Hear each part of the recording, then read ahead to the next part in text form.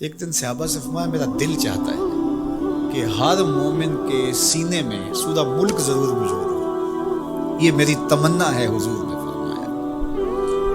تو میں آرزو کروں گا جو مجھے سن رہے ہیں اس رمضان میں پھر کوشش کر کے یہ صورت یاد کر لیجیے۔ بہت بڑی صورت نہیں ہے حجم کے اعتبار سے، صرف 30 آیات ہیں۔ اگر 2 آیتیں روز یاد کریں تو آپ کو 15 دن لگیں گے، صرف 2 آیات۔ تبارک الذی بیدہ الملک وہو علی کل شیء قدیر، ایک تو یاد ہو گیا، سبق کا آغاز ہو گیا۔ اب باقی 29 آیتیں رہ گئی ہیں۔ تو میں چاہوں گا کہ میرے جملہ سننے والے اور آپ جتنے لوگ موجود ہیں یہ ارادہ کریں، عزم مصمم کہ ہم نے سورہ ملک یاد کرنی ہے، اور یہ میری آرزو نہیں ہے، یہ میرے حضور کی آرزو ہے۔ اللہ اکبر۔ تو حضور نے فرمایا انا سورۃ فی القرآن 30 آیۃ، فرمایا قرآن مجید میں ایک سورت ہے جس کی صرف 30 آیات ہیں۔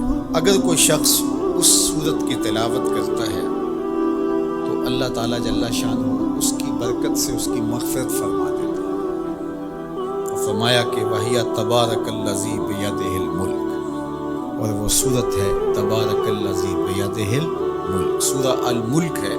مجھے امید ہے کہ آج جا کر ہی آپ جو ہے وہ اس سبق کو شروع کر دیں گے، اور اگر آپ کو 5 آیتیں بھی آج یاد ہو گئی یا 3 آیتیں بھی یاد ہو گئی تو آپ کو لگے گا کہ کوئی مشکل کام نہیں ہے۔ تو اس رمضان المبارک میں سورہ ملک ضرور یاد کر لیجیے گا۔ آقا کریم نے ارشاد فرمایا جس نے استغفار کو لازم کر دیا تو اللہ تعالیٰ جل شانہ ہر غم سے، ہر مشکل سے، ہر تکلیف سے اس کے لیے کشادگی پیدا کر دے، ہر اذیت دور کر دے، اور ہر مشکل اور ہر پیچیدگی سے اس کے لیے راستہ پیدا کرے، اور اللہ تعالیٰ جل شانہ اس کو وہاں سے رزق دے گا جہاں اسے گمان بھی نہیں ہوگا۔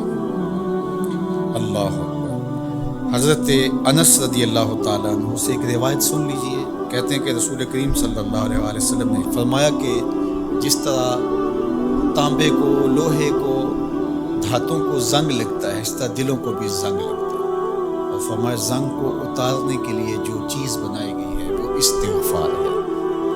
تو استغفار دلوں کا زنگ اتارتا ہے۔ قرآن مجید کی تلاوت، کثرت ذکر، موت کی تذکیر اور استغفار یہ دلوں کا زنگ اتارتا ہے۔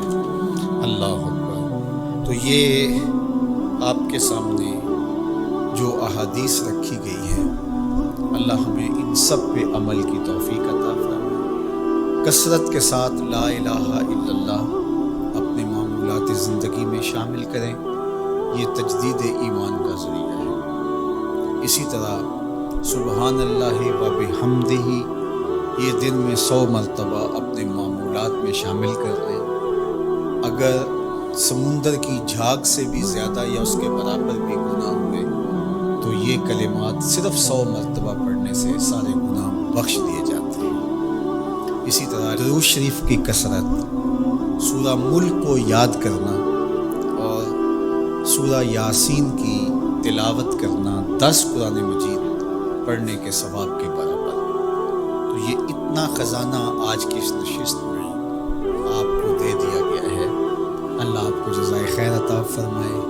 تو یہ یاد کر لیں ماہ صیام کے اندر، انشاءاللہ آپ کو بڑا نور نصیب ہوگا۔ بہت ساروں کو تو یاد ہوگی، اور جس کو نہیں ہے تو پڑھنا تو آج سے شروع کر دیں سورہ ملک روزانہ۔ لیکن باقی حضور کی جو آرزو تھی، حضور نے ایک تمنا کی ہے، حضور کے دل میں ایک خواہش تھی کہ اگر یہ ہو جائے تو امت کے بھلے کی بات ہے، تو فائدہ تو ہمارا ہوگا، خوش حضور ہو جائے گی۔